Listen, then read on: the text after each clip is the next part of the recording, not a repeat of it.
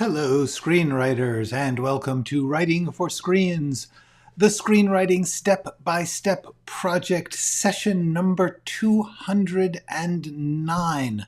My name is Glenn Gers, and I come to you every Monday through Friday, if I can make it, at 3 p.m. Pacific Standard Time, to let you look over my shoulder, share my screen as I write a script. I am doing this in order to demystify the process of writing scripts. I am not trying to show you the best way to write a script. I'm not trying to tell you this is the way that will make a lot of money or sell. It's just the step-by-step, day-by-day, scene-by-scene, line-by-line work that I am letting you watch me walk through in the hope that you'll be able to pick up tricks, tips, techniques that are useful to you when you are facing the blank page. This is the stuff I figured out for myself and learned in a 25-year career writing for TV and movies, and I am trying to just let you see the working process, the getting things from thoughts and ideas into outlines and scenes, rough draft and rewrites. That's the same process no matter what you're writing. Every project is different, every writer is different, but everyone has to somehow or other get their thoughts into a script. And that's the first step to writing a great script. So that's all I'm talking about here. If you want to know some other things that I think I know about, you can go to my first 3 playlists on my channel. Are little lessons, little 10-minute videos on very specific topics, things like flashbacks, genre, dramatic action, trying to talk about those topics in really simple, technical, workable ways, things that you can take and figure out what works for you, and hopefully they will help you to get your own writing done, because everybody works differently. Every project for everybody is different.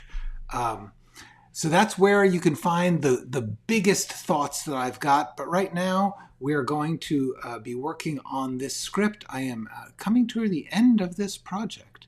So I have been doing a bit of work on, it's a TV pilot script. And if you've been with me this week, you know that I finally got the first scene right. It's been a year now, starting with just a rough idea, working out an outline, roughing in the scene. But this first scene, this first sequence, had a lot of stuff I had to get going. And so I finally got it into a good shape, readable shape. And as soon as I could read through it, I knew it wasn't right. And I had to take the first 3 scenes and condense them down into 1 because it was just taking too long. Hello, Marital Toso. So yeah, today I am just, what I did was I started to go back over this and I really started to rethink it. Hello, Jared. Very good to see you. Happy Friday to you. So while I was working today, I took a little time to actually do some rewriting when you guys weren't looking, because we've really hit the point where sometimes I can't quite focus fully on the stuff I need to do to get the really most creative writing I can do. So I did it here, and now I'm going to walk you through what I did this afternoon, which is this first. Here, let's do a little compare and contrast. I'm going to show you the old version and the new version. Here we go. So, this was how it started originally in the last draft. Hello, Diggiest Dog. Very nice to have you here. So what I started with, originally I wanted to get into it as fast as possible because there was going to be a lot of speech, 3 pages worth of speech. And so I just wanted to grab you, get you right in there at the first. Now, I've decided to spend a little more time describing. This is a subject that comes up a lot. How much do you describe things? In this case, I wanted to sort of slow down the opening, slow down the pace, give you a chance to understand this character, because now, instead of hearing about this long speech where he talks all about his life, he's going to die quicker. So I need you to know who he is quicker, earlier. So what I did was I described him more in terms of his physical attributes, but if you'll notice, I did not talk about whether he's handsome, whether he's tall or short. Those things don't matter. The point about physical description is that you are trying to describe things that reveal the character. Having piercing blue eyes, first of all, the actor, unless piercing blue eyes are going to become an important plot point, you don't want to describe that. You want to describe things that tell you a little bit about him. For instance, in this case, he has many fading tattoos and a ragged black punk rock t-shirt for a punk band from the 70s, which tells us that this guy is an aging rocker. That is the point. In other words, I'm trying to imply things. Instead of saying George Roisman 50, aging rocker, I wanted to just sort of get you into it with a little bit of detail. I could have just said aging rocker. That would have worked too. Hello, Orphe. Hello, Kirby. Then, so what I did was I just said, we've got darkness, we've got this guy in a pool of light. That's all we know is this guy. And now we know that he's an aging rocker. And then I describe what he's doing and where he's doing it, which is new. This is all new. The old thing, I talked about him smoking, and then I moved right into the action. So in this case, I wanted to take time. He sifts through handwritten pages on his work table amid do I like that? Amid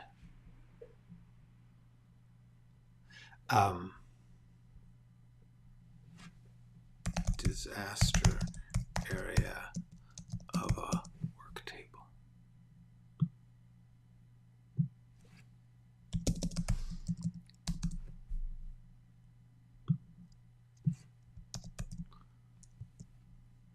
Actually, smoke curls. Smoke curls. He sifts through handwritten and his disaster area of a work table. So now I'm suggesting that there's a bit of intense disarray. Then I physically describe the scene. And the reason I'm doing that is because what I decided is, in the old version, he does this speech, then he stops, he gets up, he goes to the kitchen, he gets a snack, he comes back, he eats it, he gets poisoned. What we talked about yesterday was I realized that's too many steps. So instead, I thought I have to put that snack in this scene. He has to be already into it. So that's what I wanted to do, is I wanted to describe it. And I was also trying to bury it a little so that it's not just like he eats a snack, which is like saying, hey, this is important. So I buried it a bit in descriptions, which I also felt were telling us a bit about him.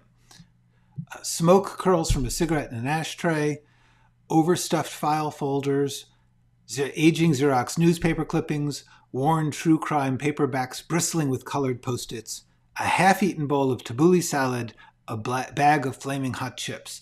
The reason I was describing all of this is that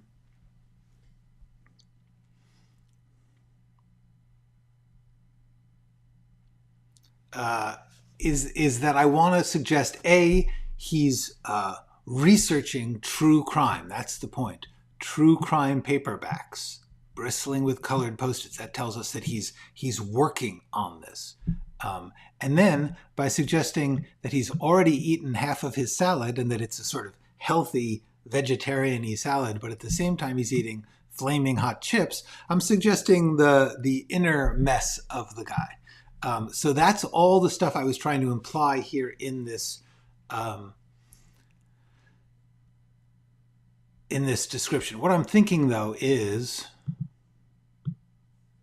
do I want to bother with the cigarette?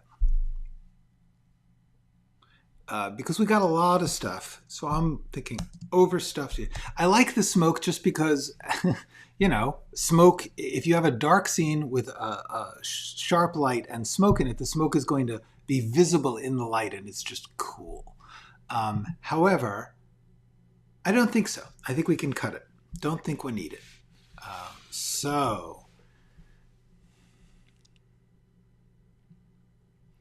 Then I described his podcasting bit a bit. What I'm trying to do here is make sure that everything I need you know at the beginning of the scene, because he's going to die very soon.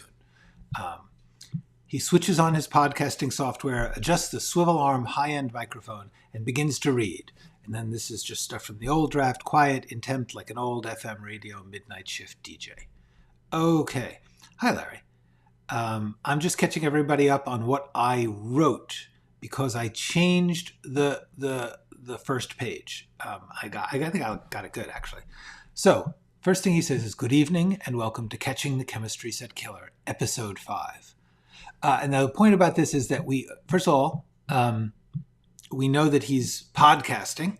He's, and Episode 5, that was the important thing I wanted to.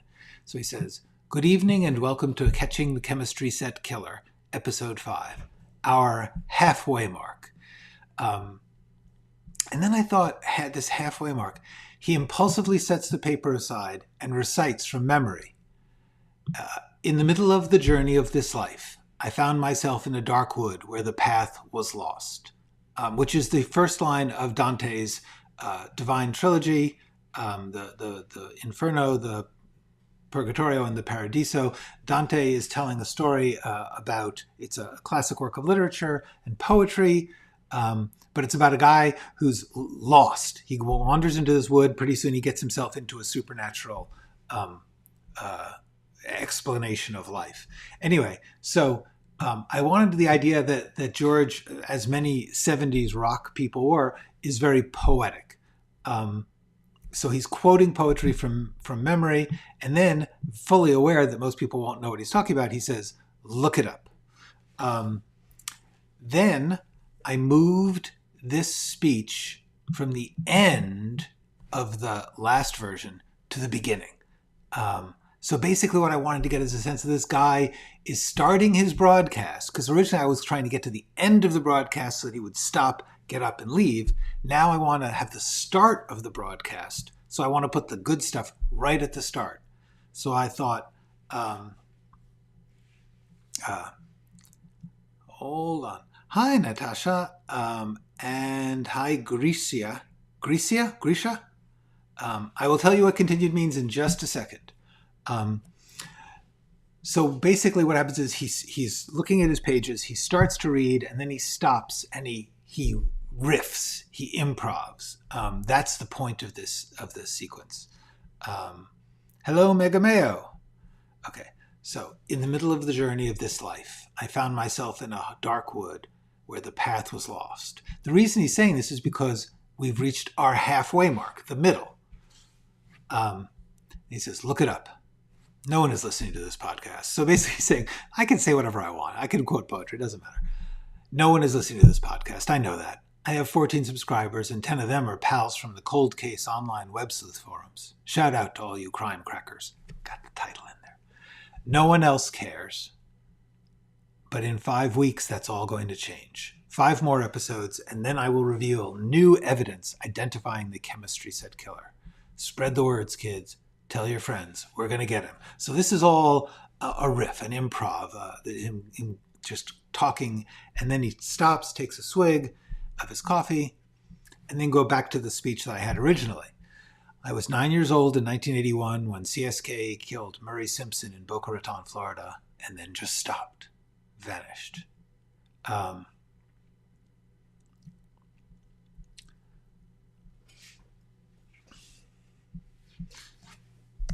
Last victim, Murray Simpson in Boca Raton. I was 9 years old in 1981 when CSK killed his last victim, Murray Simpson in Boca Raton, Florida, and then just stopped, vanished. This is when he's reading. He's doing his intro to the episode. 10 victims in 2 years, different states, different ages, in different states, different ages, different ages, races, socioeconomic groups. The poison itself, the only thing they had in common. A unique mixture of plant toxins, CSK's signature. People were panicked. So what I wanted to do is start to get into the episode, get into the story, and that's when he's going to choke and fall apart. But I see that a lot of people are talking and asking questions, so I'm going to stop and check that out. In your video, Inciting Incident, you state that it's commonly known the inciting incident to start before the story begins, but you also stated it could occur near the end of the story. No, I didn't say it can occur. I didn't want to say it can occur near the end of the story. What I said is, in theory, you could do that. It would be pretty rare. It is. So yeah. Wouldn't it be if it occurs near the end of the story? Wouldn't it be difficult? Yeah, no, it would be. I believe I can't remember saying that it could occur near the end of the story. But if I did say that, what I was trying to say was, in theory, if you could keep building this fascinating prep, and it was interesting and involving, that in theory, the inciting incident didn't have to happen till late. I've almost never seen anything like that. It's really, really rare. I was talking about simply the idea that people say that the inciting incident has to happen in a certain place. So I'll have to watch that again. Did I actually? I think if I said it happened near the end of the story, I said theoretically it could happen near the end of the story. Because if that's the case, wouldn't it be difficult to activate the turning point for the protagonist? Well, no, that actually isn't difficult. I think it's really important to try to get out of jargon and into storytelling, which is to say activate the turning point. I'm not even sure what that would mean, because what you're really saying is the inciting incident is a turning point. The whole point of an inciting incident is that it is a moment when something provokes or inspires or motivates or forces the main character to take a new and unusual action. And I think it's important to remember that you want to think of it in that way. It's a thing that makes someone do something. And that can happen at any time. That does happen. That things happen which will cause characters to do new things all the way through a script, including in the very, very last couple of scenes. So that's not difficult. The difficult thing is keeping people interested if they don't know what the story is about. And that's what I was getting at, was to say that you, as long as you are keeping people interested and involved, in theory, you don't have to start the story. I certainly didn't mean to say that could happen at any given point. Okay, sorry, let me go back and answer continued means. Hang on. Okay, so continued. Contid means continued. Okay, this thing here, continued, is short for continued. The point about continued is that the same character is talking. He's been interrupted. Usually, if you have this thing here, which is called the character name, it's called character. Like as a type of. Let me see if I can show you. Can I do this? Can I bring this bigger? No, I can't. Okay. This element of a script is called the character name. And in theory, every time you have a new character name, it means someone else is speaking. In other words, George was talking, now Mary talks. However, sometimes you will do a little scene like a line like this describing something that's happening, and then you'll go back to George. George is talking, and then George is still talking. So they put continued, and it's frankly automatic in the software, to say, this is still George. It's not a new character. It's not a typo. This is George is still talking. So that's what continued means. Okay. Let me know if that makes sense to you. Okay. Another question. Hold on. How do you go about answering potential audiences' questions about your story without outright explaining to them? That's an interesting question. Hang on a second. the first thing I want to do is point you towards this video. Exposition, Your New Best Friend. One of my earliest videos, actually, which talks about that exact thing. In theory, the audience doesn't have a lot of questions. That's one of the most things you want to think. If they are following along, they actually won't have a lot of questions. They'll understand what's going on, and whatever is being revealed will make sense to them. So one of the things you want to do is, if there's a question coming up, like, well, how did he get that steak that he's eating? If that's a question that isn't obvious from the events up to now, you want to think, why isn't that obvious? Is there something I could have done 2 scenes ago to make sure they know it? Or is it but very often it's just something that you add into the dialogue or the action in order to make clear where they got the key to the hotel room, and the questions are endless. The main questions that you want to have should be kind of evident. If they're not evident, think about how you can show it and lay it in the course of the dramatic action. That's what I talk about here in Exposition, Your New Best Friend, which is there's nothing wrong with explaining stuff. You just don't want to explain directly to the audience. You want the people who are explaining to have a reason to explain it in the story. That often leads people to write some dumb stuff where one character says to the other, but how did you get the hotel room key?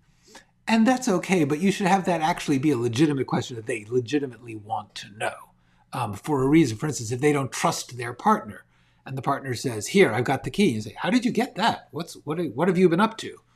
That's the kind of thing you want to try and do. Hello, Di. Hi, Tavana. Lovely that you stayed up to see us. Hi, Marty Mac. Anyway, so the main thing is, I would say, think about what kind of questions they would have, because truthfully, if you've been building your story step by step, they won't actually have that many questions except the story questions of like, how is he going to deal with that? What's he going to do now? What is she feeling about that? And those are the questions they should be having. You don't, if you need to get a bit where they explain like, okay, this is our plan, or this is what we are going to do, or this is how I did something, that should be something that comes up in the story, like in the content of the story. Does that make sense? I hope it makes sense. It makes sense to me. Okay.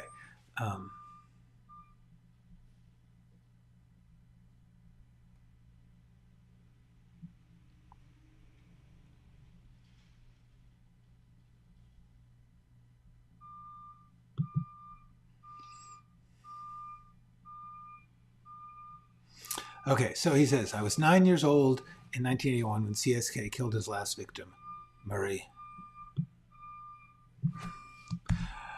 Simpson in Boca Raton, Florida.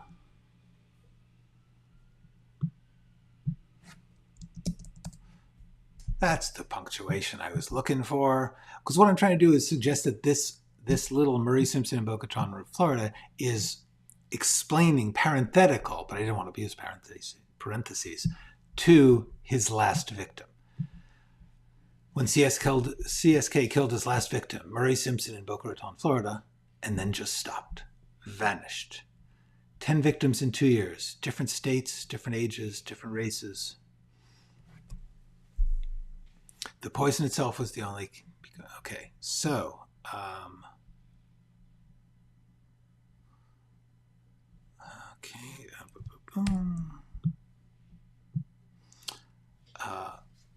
all right. It makes sense to Paloma. Excellent. Distrakt. Let me think about that. My thoughts are, always do it if you can. The creating an environment with a story to support. Well, I don't know about environment with a story. I would say you do want to create an environment that supports the story and the character.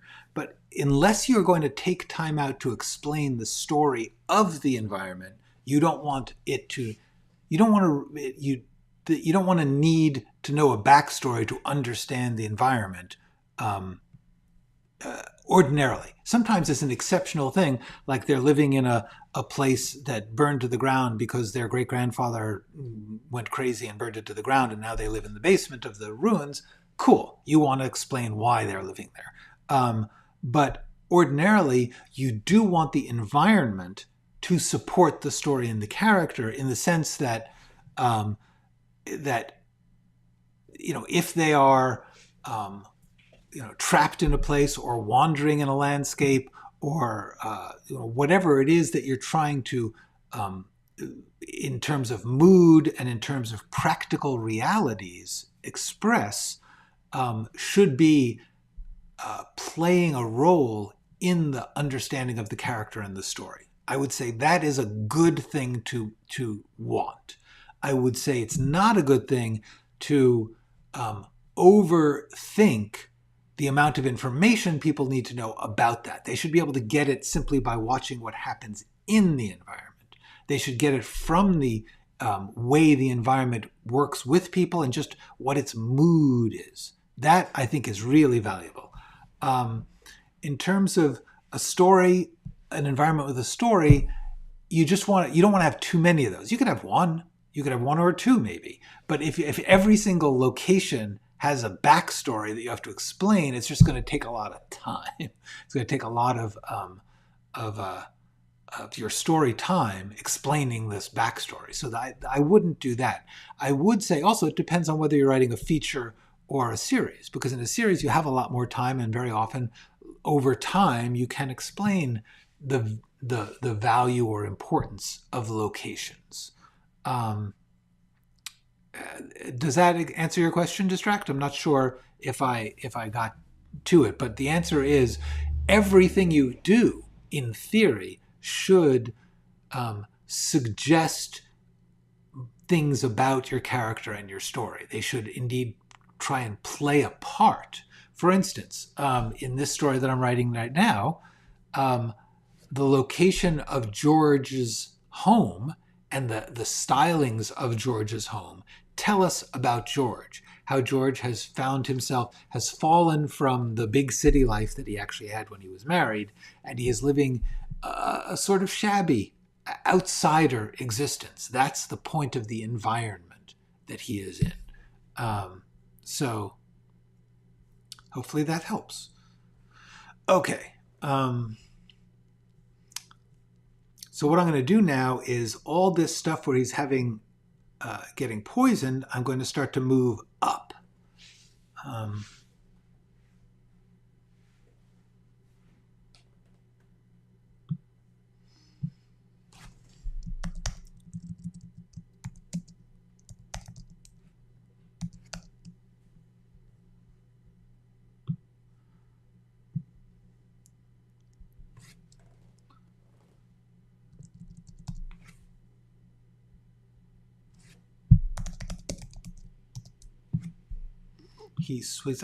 I'm just playing with the words here.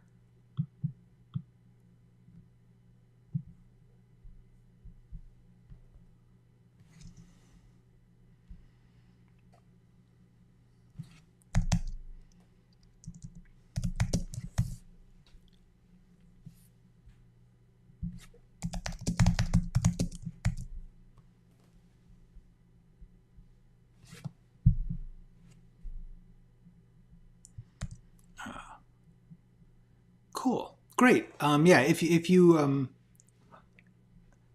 sometimes a lot of these questions are things that are so excitingly big that actually some of them are things I'm planning to do a video on. I just haven't finished the scripts, and frankly, I'm having a hard time doing both these live streams and the work that they require, and getting the production done on new videos. So in the fall, I think I'm going to be doing some more videos and less live streams.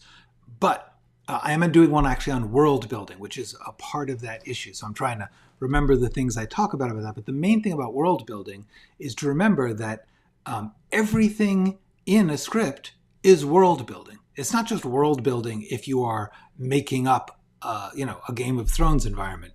If you are telling a story set in a bar in Baltimore, you have to build that world for the audience. Because for one thing, different people would build that bar differently. Some of it would say it's a really grim, place where dreams go to die, and other people would say, oh, it's a family joint where everyone gets together and has fun and are dysfunctional together. There's lots of different ways to even create familiar worlds, and the world plays a part in the story because it tells you about the character and about the issues involved in any story are going to show up in the world that it is set in. So the answer is you always want to be world building, even if you're building a familiar world. And when you build a world, the main thing you want to do is make sure that any time you have something that you want to get in, you try to make it useful or used in the action. If it's just sitting there, we don't necessarily get it. If they have to go through it or deal with it or look at it or pick it up or set it down, whatever it is, if they have to change it or copy it or what, somehow or other, they should be interacting with this space, with this reality of the world. So that's the other thing I would say, is that whatever you're doing, you're world building. And whenever you world build, the most important thing to do is try and engage the story with the world. Otherwise, you can't count on it, first of all, surviving cuts, and second of all, being meaningful to the audience. Okay.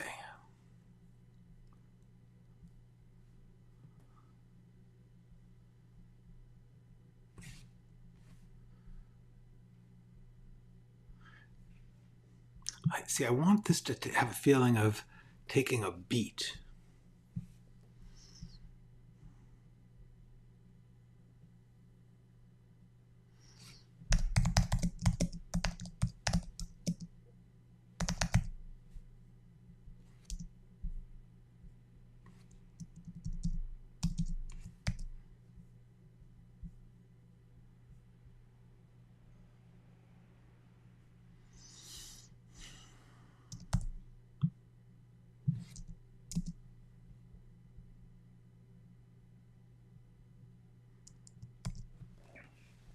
Okay.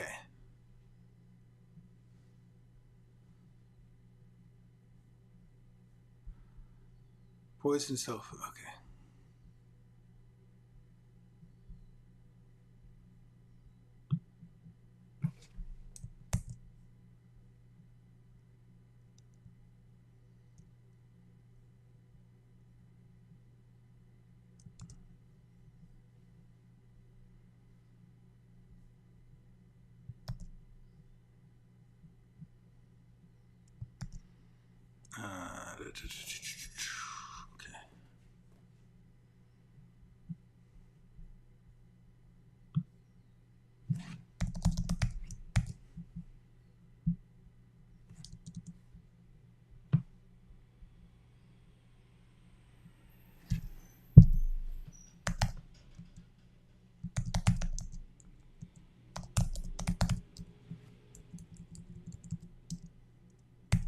All right.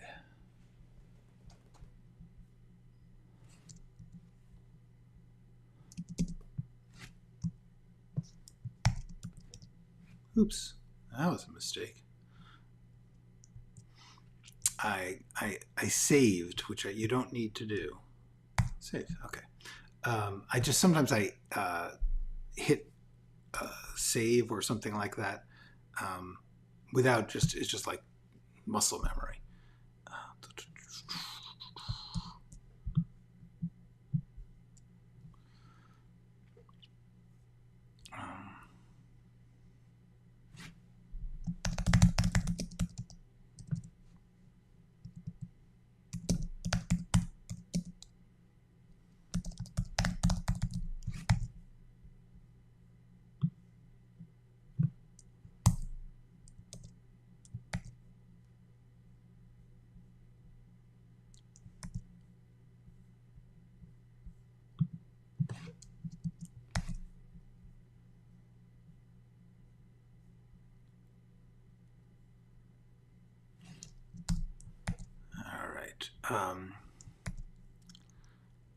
See, what I'm doing now is just trying to,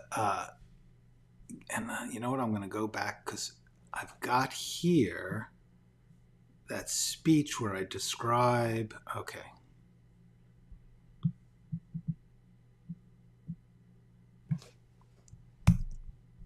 Okay, so I've got the symptoms here.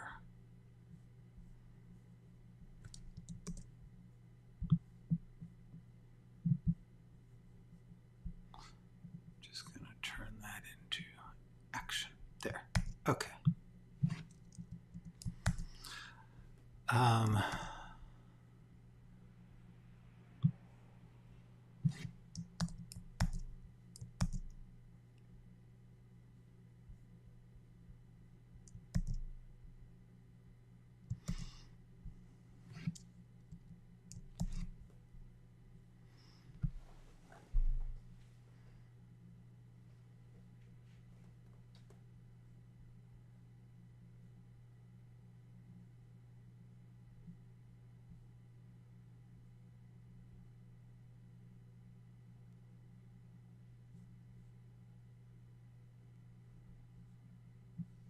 All right, so what I'm doing here is I'm just trying to weave in his experience with his dialogue. And the reason that I'm doing that is because he's got to be playing something that he's not saying. And that's one of those times when you can write what the character is feeling because they're going to act how that feels. And the point is that they are feeling this while they are trying to talk. So what they're saying and what they're feeling are actually in conflict, which can make for a good scene. Marty Mac, thank you for the recommendation of All the Light We Cannot See, a novel that I suggested you guys read if you want to understand what it's like to write a story with very specific, clear, beautiful writing, but very detailed and evocative, but short and readable, where it keeps shifting points of view. Yeah, it is. It's a great book. It's just amazing. That is a really cool book in which you understand character as they grow and change and have experiences, so that you only are understanding moment to moment, but it's like that's the very essence of character development. These people are doing their best in wartime to survive and to be decent people. It's a phenomenal display of writing. And on that, what's your thoughts on omniscient narration in a story? My thoughts are it depends. If you're talking about a story like a prose story that you're just reading, I love it. All the Light We Cannot See actually is a phenomenal example of it. Let me see if I have that. Just taking a quick look to see if I kept it. No, I didn't, alas. Okay. Yeah. Anyway, so in prose, in a novel, in a story, omniscient narration is great. In a script, it's a tricky thing because this is what I'm writing is essentially omniscient narration. The action lines, the text of a script is omniscient narration. We are being told the story by the writer. However, that's very different from having a narrator in the script, like a voiceover narrator who's saying, this is what happens in the story. You can do that sometimes. There are a couple of good movies where this happens. If you're going to do voiceover narration, what you want to make sure is that they are not just repeating what is being played out. If they are telling you stuff that we can already see or follow without them, you don't want to do it. The only reason to have an omniscient narrator is if they're giving you an aspect of the story that the story isn't giving you itself.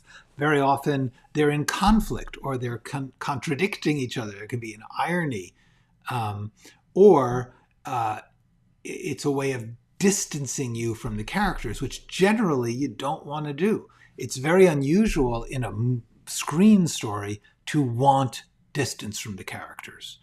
Now and then you will have it. You know who does it in an interesting way is Terrence Malick.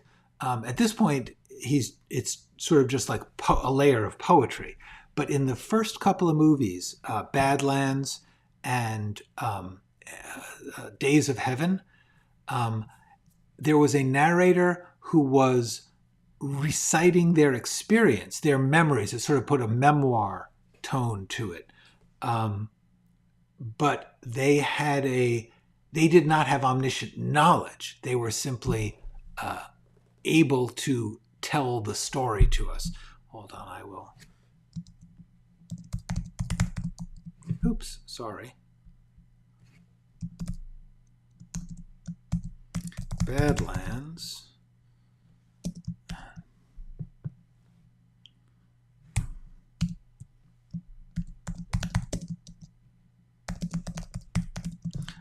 These are two absolutely gorgeous movies that use narration in an interesting way, because they are both omniscient and not all-knowing. In other words, they are people in the story who are talking about their experience of it, so it's a very narrow understanding. They often don't know what to say about what's happening. They're just giving their own limited interpretation. But that gives an interesting pull to the story. And I think the point about that is how much we can't know about each other. So that's one thing you can do with narration. Now and then you can have something like Barry Lyndon by Stanley Kubrick is a really interesting case where there's a plain old narrator, but that's because it's based in a novel which had a narrator. And because he wants distance from the characters, because he's Kubrick and he wants distance. And also because there's a certain storyteller aspect to the story. They want you to think of it as a story, as a moral lesson. Okay. How polished do you think drafts should be before you submit them to a Sorry. Okay. How polished do you think drafts should be before you submit them to a manager for representation? I have 2 screenplays written and I'm working on an outline for the 3rd. The answer is as polished as you can make them. You do not want to show work to people in the business until you can't think of anything you want to do better. The famous quote from Walter Mosley is, hold on. It's done when you know that everything you need to fix, you can't fix yet. If you can think of anything in the script that you can fix, that you can make better, you should not show it to a representative to get represented. Show your best work. Show yourself at your best. Once you are working with them, if they say, I don't mind reading a rough draft, a lot of people are like, I just don't have time for that. Get it as good as you can and then show it to me, because there's still going to be flaws. Everyone in the business is constantly saying, rewrite, rewrite, rewrite. And they're always telling you different things they want to rewrite. So you never get done with that. So therefore, you do not want to show someone who you are either trying to sell a script to or trying to get their business approval of you. You don't want to show them anything that is not as polished as you can make it. You have to accept that it's only going to be as good as it is, but at least you want to like it. You want to say, this is the best I can do with this right now. That's cool. As to how many drafts, who knows? 10, 40, whatever is right for you. Everyone has a different process. I thought this scene was going to be done earlier this week, and now I've gone and done 2-3 more drafts of it. So that's the first thing. Okay.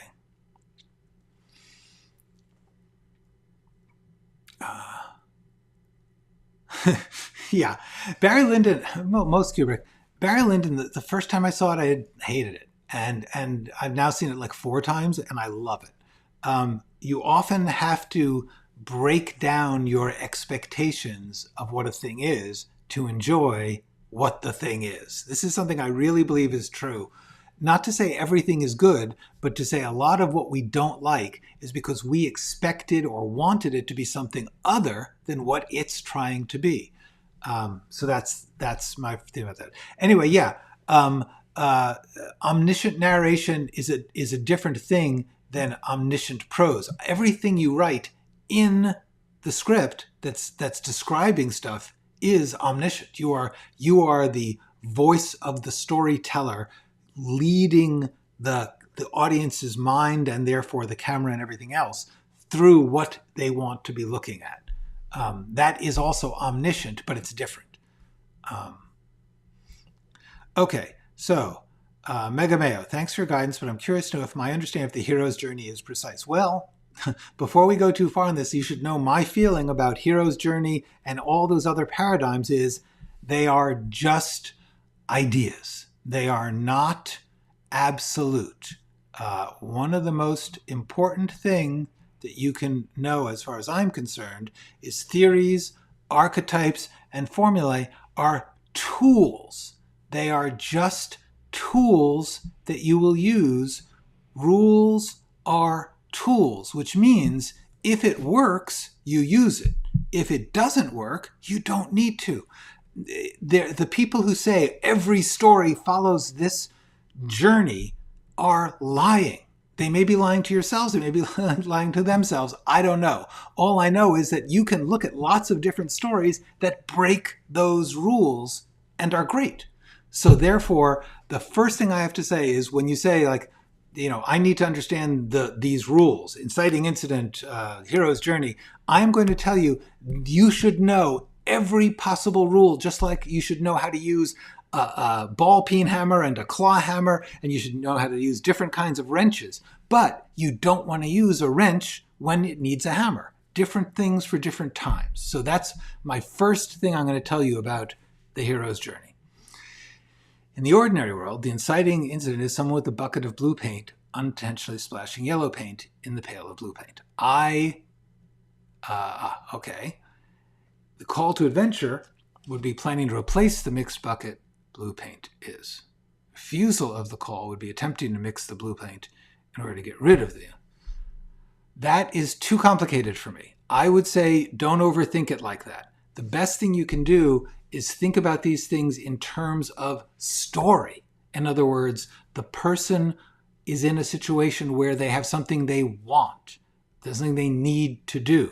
And the inciting incident or call to adventure or whatever you want to call it is the thing that makes that happen. Like if they are living in a poor town and somebody rides by in a carriage and drops a bag of gold and they find it, now that is requiring them to take an action. The action, they have a choice to make. Which action are they going to take? Are they going to take the action of, I'm going to keep this gold and use it to start my own business? Or am I going to go and find the person and hope that they will reward me for giving it back? Or am I going to find the person and give it back because there's a reward for me in heaven and that's all I care about?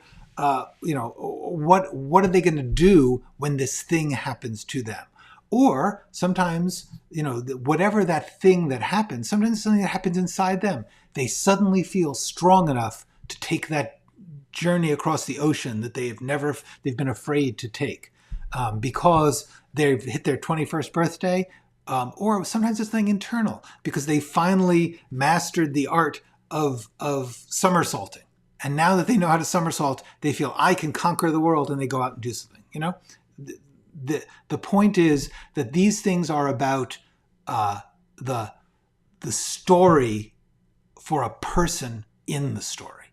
That's the most important thing to keep in mind. Try to clear out everything else about these things because they get too theoretical. Thank you. Brilliant. That's good. I'm glad. Unless you're actually telling a story about painting, I would say don't think about it this way. Think about it in terms of your characters and your story. Every story is different. So the thing about a theoretical construct like this is that I don't know how it helps you.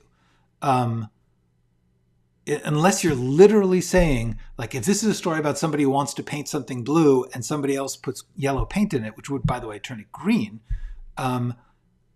then exactly the question is, if you're saying The obstacle is that you can't get the color exactly right. The stakes would be the place must be painted at a specific time. Actually, the stakes would be something bad will happen if they are not painted. That's what the stakes are. Stakes are when there is a consequence, which either is a reward or a bad thing happening.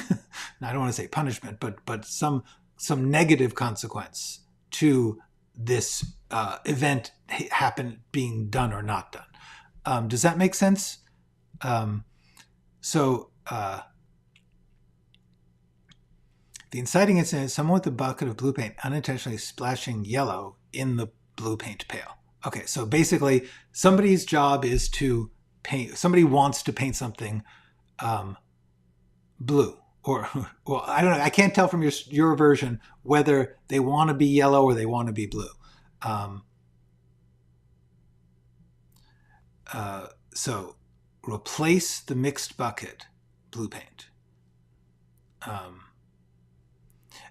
To a certain extent, yes. I mean, this is hard to tell, but I mean, I think what you're saying is, so this is really the most valuable thing I can tell you is try to always put everything in terms of a character taking an action. One of the things that I notice in a lot of people's comments and questions is they're putting it in the passive voice. A thing falls into another thing. It's just happening to them. What is the action? In other words, Julie wants to paint a wall blue. Okay, now we have an action. Julie paints the wall blue. That is the action. However, there's an obstacle. Fred drops yellow paint in her blue paint. Now, Julie must take a new action. Is it throw out the paint and go buy new paint? Oh, doesn't have enough money. Blah, blah, blah. Is it mix the paints together and hope it'll stay blue enough? In other words, always turn it into actions for the characters. That when you do that, everything gets easier. Is that making sense, Mega Mayo? That I think what you're saying actually is right. That yes, if they here's the thing. The obstacle is obtaining an identical color match. Well, no, the obstacle is that, I mean, to the way I would try and think of it is, the obstacle is they can't do the goal because the paint has been damaged. So therefore, the goal remains painting a wall blue. And the obstacle is they don't have paint because the paint is the wrong color now. So then the stakes are they'll lose their house if it doesn't get painted because the local community center says, the housing authority says all houses have to be blue. Uh-oh, my blue paint is ruined. Now, suppose you could just go to the store and buy a new paint. What if Julie has a lot of money and she can just go and buy a new bucket of blue paint? Story is done. So obviously the obstacle is it was the only bucket of blue paint available to her. What is she going to do now? Is that making sense? You always want to turn it into the character has a specific need and a specific object. And the more that you can phrase it as, for instance, the stakes would be the place must be painted. That's passive. The stakes are Julie has to paint her house by, because that puts it back into Julie's court. She has to do something. Or the stakes would be the HOA is going to take away Julie's house if she doesn't paint it. That's somebody taking an action. The HOA is a group of people. That means it's like the housing authority for communities. That they are going to take an action. They have threatened if she does not paint her house blue, they will take her house away. Now we have that's the stakes. Is that making sense? Okay. Story, then character, story, then message. No, character, story, then world. And message is part of all of it. It's all one thing, but story, character, that's where everything comes from. That's the answer. I think that to see this storytelling as math was a universal yes.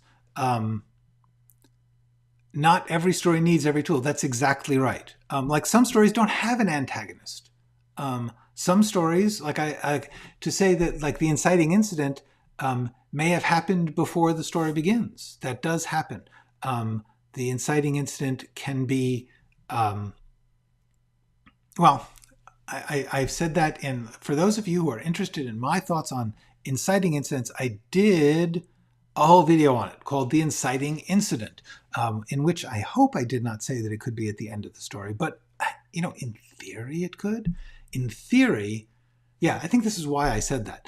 In theory, if you spent an hour and 45 minutes getting all the pieces into play for this amazing heroic action that was going to be really interesting, in theory, that would be good. But the truth is, getting all the pieces into play is kind of an action. And that's probably the inciting incident is whatever started that. Okay. Not a problem, Javier. Probably had one or two many margaritas this Friday. So yeah, we're going good. I am going to, I typed Badlands into the script. That's what I was like, why was my typing not showing Badlands? Boom. Okay. I'm going to have to take some of this and do some more sorting of it soon. Megamea, did that explain what I think is useful in that? Let me know. Okay. So yeah. I think we've run to the end of the time. I don't think I'm going to be able to do any more of this script right now, but we will meet again. I'm not sure if I'm going to be here Monday. I'm going to try, but I may not. And if not, a week from Monday. Next week is going to be real busy for me, and I do not think I'm going to be here most of the week. So all of you should do your absolute best to take good, healthy care of yourself and go write something.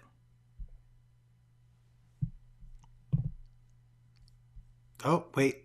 Mega Mayo answered me. I want to just check that. Hold on. Good. Okay, good. Yeah. I believe it's a matter of agency. Any form of intent. Yes, I really think that's true. I would urge you to look at my, if you have not, my video on dramatic action, I think is really going to be helpful on this. And also character arcs, building character arcs. That's really might be helpful. Megamea, I think you are on the right path completely. I think you're getting it. I think the main thing you want to do is stay away from theory and get into your outline, get into your story, get into here, why outline and how to outline. I would just say everything you're talking about sounds perfectly fine, but every story is its own unique problem. And the best thing you can do is solve that by making the story strong and not worry whether or not you're hitting the beats that some theorist has theorized. Because sometimes those are good, but the main thing is look for a model or more than one model of a story that works like the one you want to tell. And study how they do that, because sometimes they do it in rule-breaking ways. Sparked an idea about a protagonist also being an antagonist, being their own. Yes, I will definitely be doing some more live streams. I think I'm going to be taking next week off, but I'm doing live streams definitely through the summer, into the fall. I will definitely be live streaming away. Too much ice cream. Cool. Good for you. So yes, I will be here. I may be off next week, but other than that, I will be live streaming away, open to questions. All of you should come back with lots of questions. And until then, this time I'm really doing it. Go write something.